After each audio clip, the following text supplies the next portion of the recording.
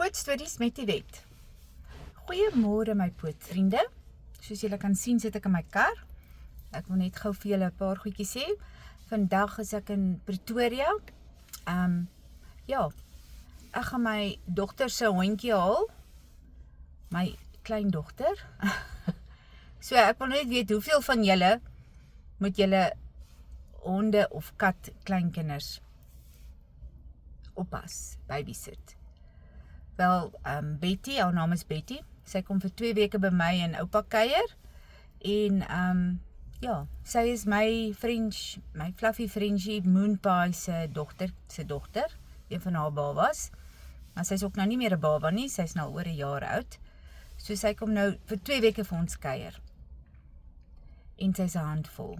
Ek weet nie hoe is julle diere kleinkinders nie, maar myne is rof, woelig, en sy gaan my hele huishouding omkrap, onderste bo draai. Maar nou moet ek al die honde op 'n manier uitsorg dat daar nie 'n bekleierery is nie, of ja, maar ek doen dit met liefde. Ek is net so lief vir my kleinkinderdiere as wat ek vir my eie diere is. Hulle is vir my baie, baie spesiaal. Ja, en dan gaan ek vandag 'n baie oulike winkeltjie besoek, of 'n winkel, ek dink sy is nou al so groot, wat ek nou al 'n hele ruk op Facebook volg.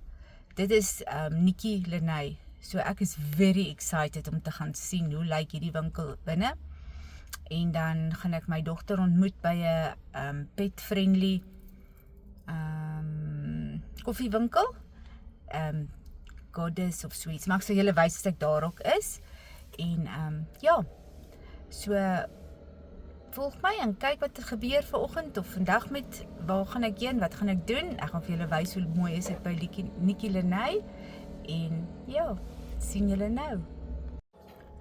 Ek het vergeet om vir julle te sê, daai 11 pappies wat ek ingekry het vir adoption, die enetjie van hulle is gisterand aangeneem.